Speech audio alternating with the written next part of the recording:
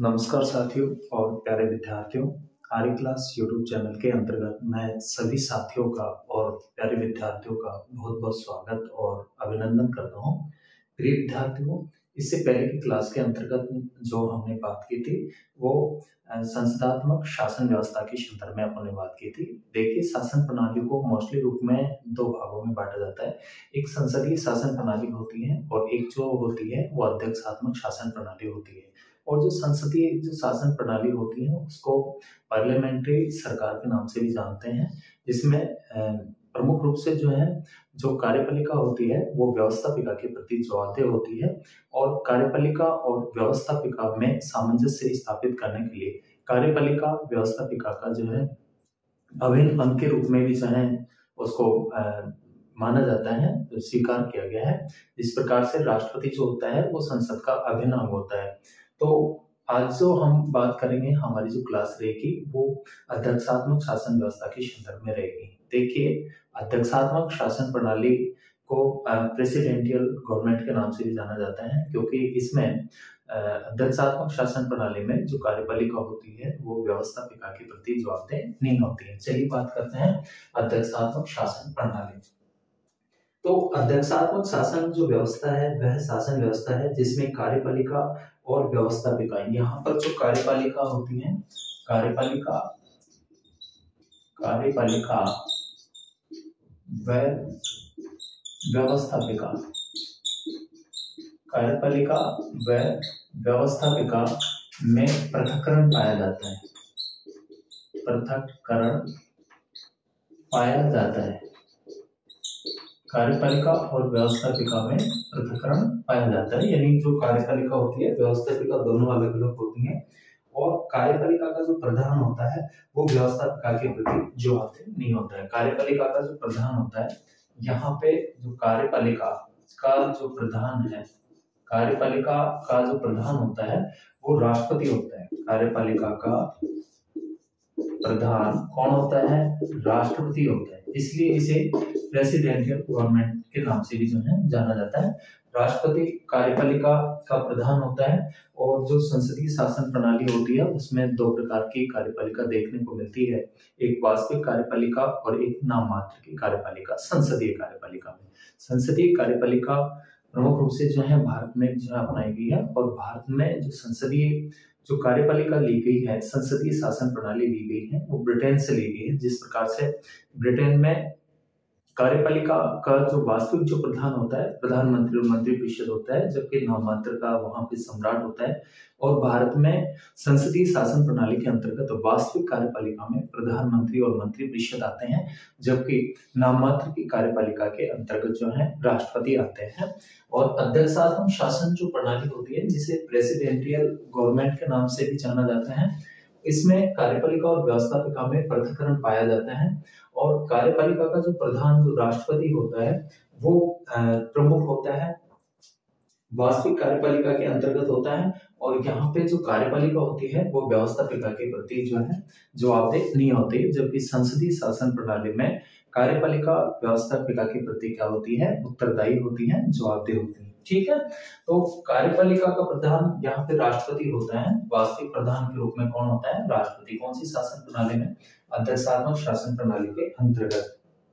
इसके अलावा देखिए, तो इसमें जो कार्यपालिका का जो प्रधान होता है वो व्यवस्थापिका के प्रति जवाबदेह नहीं होता है, उत्तरदायी नहीं होता है, सामूहिक उत्तरदायित्व यहाँ पे नहीं देखने को मिलता है। और अध्यक्षात्मक शासन प्रणाली का तो सर्वोत्तम जो एग्जाम्पल अपन देखें तो अध्यक्षात्मक शासन प्रणाली कहाँ पे पाई जाती है? अमेरिका में।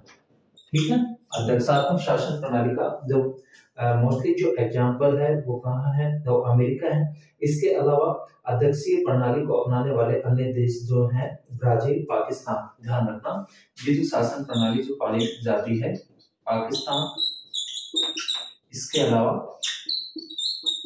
ब्राजील, पाकिस्तान, ब्राजील और फिलीपीन, गणराज्य, लाइबेरिया, मध्य और दक्षिण अमेरिका के जो अधिकांश जो देश हैं वहां पे कौन सी शासन प्रणाली है? अध्यक्षात्मक शासन प्रणाली है, जबकि संसदीय शासन प्रणाली का सर्वश्रेष्ठ जो उदाहरण है वो भारत है और इसके अलावा ब्रिटेन है।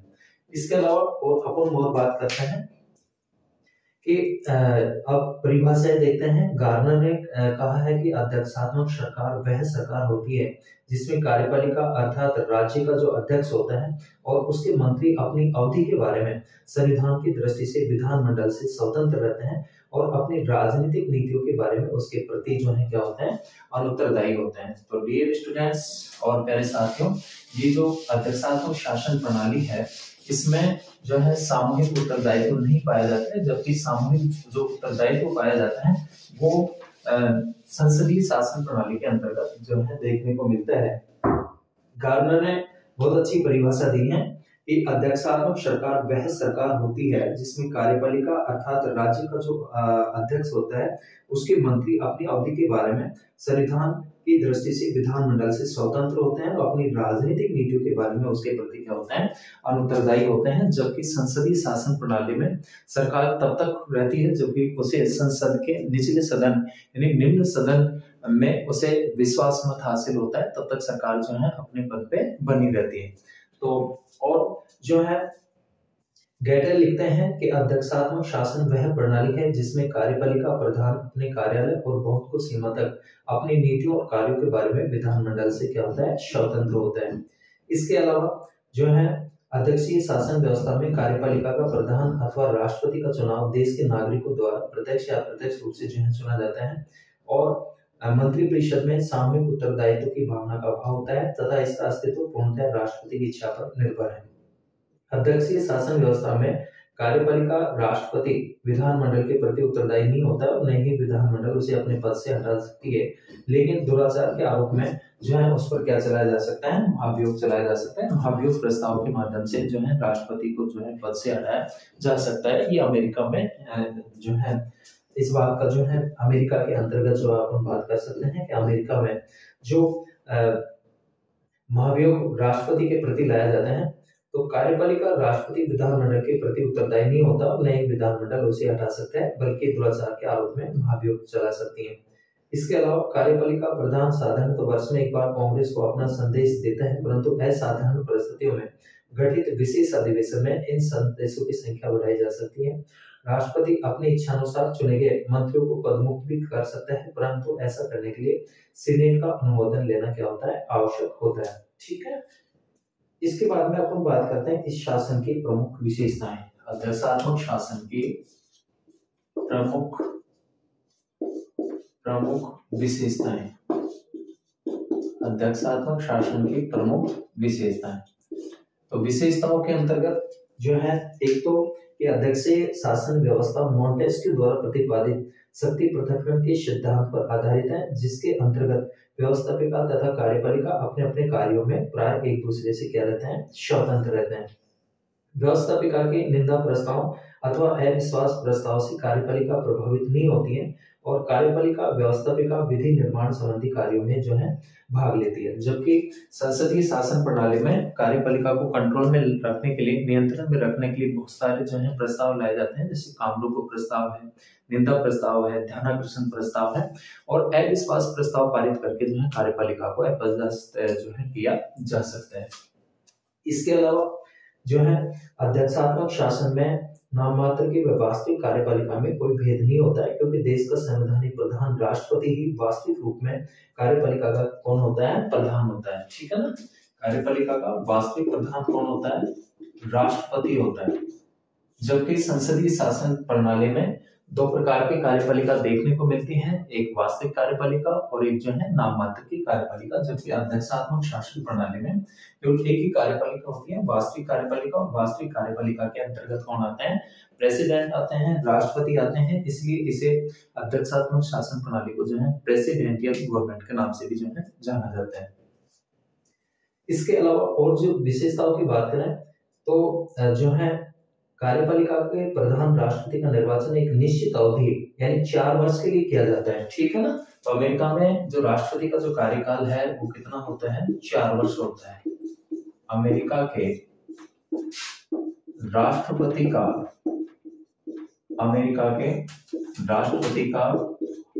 कार्यकाल, ध्यान रखना डियर स्टूडेंट्स, कार्यकाल कितना होता है, 4 वर्ष होता है। ठीक है ना, 4 ईयर होता है, 4 वर्ष। अमेरिका के राष्ट्रपति का जो कार्यकाल होता है कितने वर्ष होता है, 4 वर्ष होता है। तो निश्चित अवधि के लिए चुना जाता है। पहले विधायिका महाभियोग के अतिरिक्त उसे पद से हम नहीं हटा सकते, इसलिए कार्यपालिका अपने कार्यों को उचित परिणाम दे सकती है। अध्यक्षीय शासन प्रणाली नियंत्रण और संतुलन की व्यवस्था का पूर्णतः पालन करती है, जिसका अर्थ होता है कि शासन के तीनों अंग वैसे तो एक दूसरे के स्वाधीन हो, परंतु अपने कार्यों के निर्वाह के लिए एक दूसरे के समर्थन की आवश्यकता रहे।